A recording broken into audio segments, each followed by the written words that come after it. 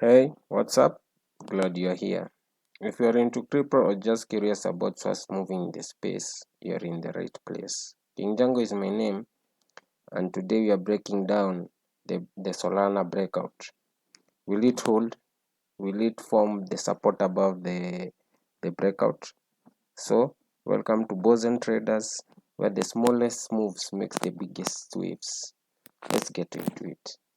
And I want to start the video by saying that we knew that the breakout was coming for Solana, but we never knew or when particularly.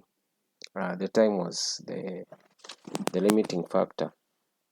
So if I go to Solana from the daily, $198, quite good. From the daily, we had this structure that we established a few days ago. I think it was yesterday, the day before yesterday, I guess. And we had this break of structure thing, triangle, ascending triangle. This is an ascending triangle which formed, and it was indicating for us a breakout. And we explained that because of Ethereum's correction from this downwards move, we said that it was aggressive and that it had corrected the divergence that was established between Bitcoin and Ethereum. Now we want to know if the same will happen to Solana, Sui, XRP, and Doge, the rest of the alts. And we know we measured from the last cycle and we came up with this scenario using Elliott wave analysis and Fibonacci levels. So we have said that one, when in the first wave 1. So the only problem that we have now is knowing the origins of wave 1. This is the only challenge, and this is simple. So will wave 1 start here, isn't it? And if this is that, then to confirm that wave 3 will be the biggest.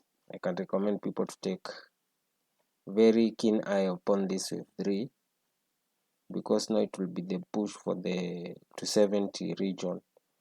And yes, the other chart I forgot to put a very badlands situation. The badlands, crossing the badlands there, 240.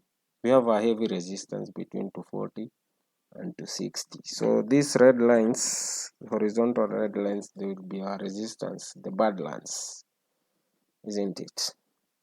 And before you enter any position here, you want a neckline break at 206, and 206 is very crucial because you can see it repeat here, where else, and here.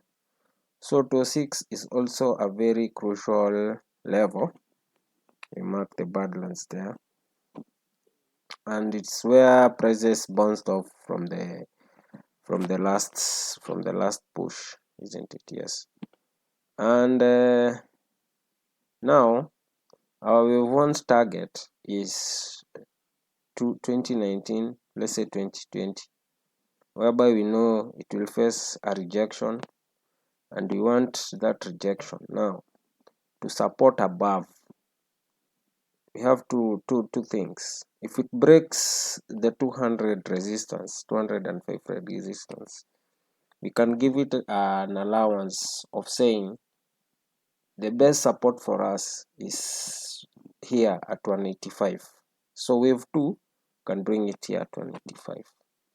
For we know this is a very strong it's a strong support, isn't it? And if it doesn't support here, there's a maximum amount of level you can retreat before disqualifying this as an impulsive wave, as a 5-move impulsive wave. So if you measure from the leg 1, the Fibonacci retrenchment of leg 1, so we say leg 2 has a maximum of, let's say, 182, but it should not break. That's the rule. That's the rules. So the 50% Fibonacci 187. So 187 to 186 is good for wave 2.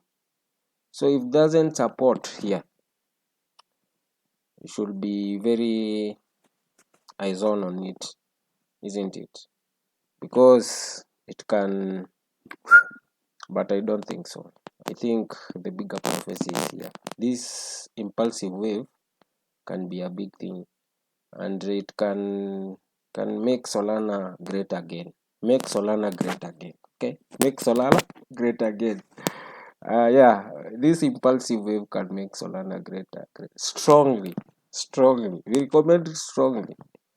Yes, and it's the, can call it the five big beautiful bill.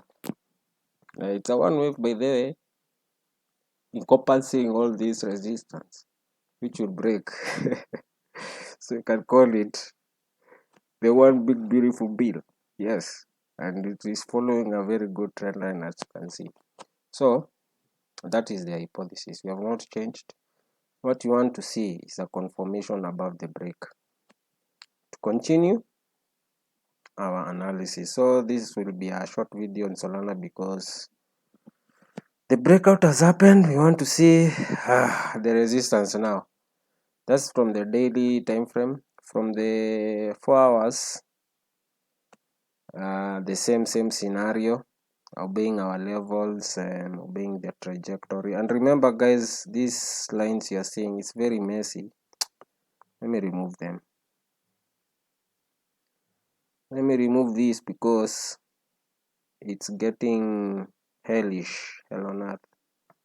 But in order for you to understand these levels, I established them in the previous video, and it was the guideline for us to understand which levels the price action could have taken.